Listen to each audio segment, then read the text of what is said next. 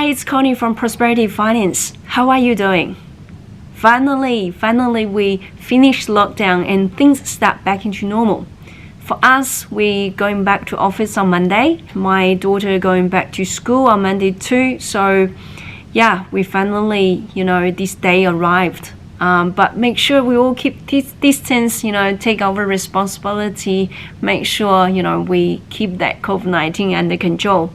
So yeah, well done on getting to this stage. Now, in this video, I thought I'll just do an update on some bank policy changes. There are some major changes. Also, I just discuss about the options, repayment option for people who taken the mortgage holiday or deferment. And if now you feel like it's time to going back to the normal payments, what are the options available for you? So yeah, so there's a lot of information, so please stay with me to the end. So firstly, let's talk about people who has taken mortgage holiday or convert from principal and interest to interest only options. Now, if you think your cash flow okay, you're comfortable to go back to the normal payments, you can finish that early. In fact, I encourage you to finish early if possible, because you can save a lot of costs down the track. Now, if you want to do that, you generally have two options. One is you pay more than before so that you can catch up the long term. For example, before the deferral option, you probably have 20 years to go.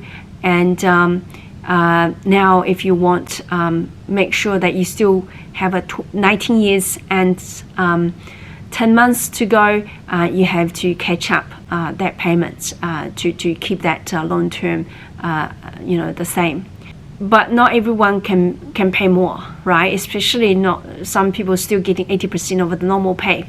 Now the other option would be keep the same payment, but you may have to extend the loan term. It really depends your loan structure.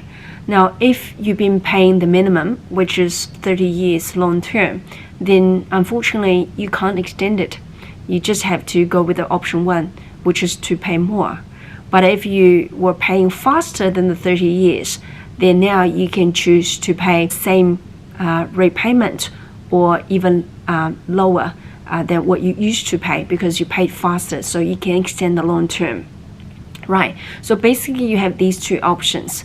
There could be a third option, but they only happen to loans if they're coming off fixed term, because now the rates are much lower than before. So even you had to increase payments as a result of taking the mortgage holiday or interest only period, but the rates also drop. So it's kind of a net of each other. So that way you can choose to pay the same without extending the long term. So basically you have these three options. If you don't know which one is right for you, contacting us. Now, there might be some people job is still not improve, the income still uncertain, and you're probably running out of the mortgage deferment or interest only period. If you had less than 6 months in your deferment application, you can extend it up to 6 months now. So have a look your situation and see what's right for you. Right, for people who now ready to buying property again, here are some update about bank policy changes. There's some good news and some bad news, unfortunately. Good news, I would say the interest rate has dropped, right? All the banks has almost adjusted their rates. Some adjust 1-year rates, some just 2-year rates, but every bank has adjusted rates. Now at the moment, the lowest rates for 1 year and 2 years, 2.79%. Depends on which bank you talk about. The highest would be around 3.05%. But again, to make the good decision for your interest rates, you also had to take into account your personal situation, and also how you repay is equally important.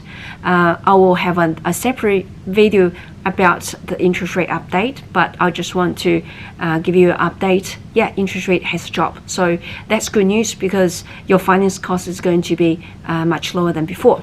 The other good news is that some banks during the lockdown only assess the customer application for their own customer, meaning your income need to be with that bank because they have limited resource. They have to dedicate a lot of time looking after mortgage deferment application, etc. Now, the capacity has been improved, so they start looking at new to bank customers. So that's welcome news. Now let's talk about the downside. So bank has tightened up some policies. So what are they? In terms of income, like ASB can only take into account one border income, regardless how many you are getting right now. And BNZ, they won't consider any border income whatsoever. So that's really sad news, because normally one border can give you between 80 to 100k borrowing capacity. So without that, it's your borrowing capacity from servicing perspective is going to reduce dramatically. Now, not every bank has this kind of tighten up the border income policy, but we've seen 2 banks doing that. So if you want to get a pre-approval now, you have to be really quick. Now, in terms of your job income, if you were impacted by COVID-19 and your income was reduced during the lockdown period, and now it's improved, you need to get employer letter to confirm your ongoing income, so that bank get a comfort about your ongoing servicing ability. So that's the income side. In terms of LVR, we don't see any major changes in terms of LVR improvement. I heard Kiwi Bank allow you to borrow up to 80% for investment property, but most of the bank hasn't increased LVR for investment loans. And in fact, this is going backwards. We got notice from BNZ that some of the exception to LVR rules, such as construction loan or off-plan property or refinance, which actually used to be exempt from LVR rule, now they also need to be within 70% if it's an investment property only. So it's actually going backwards. And for apartments, construction loan, some bank also reduce the LVR to 65%. It used to be 70 for investment or construction was actually it's LVR exempt, but yeah, they are going backwards. It's a reflection of the current property environment. There's a lot of uncertainty.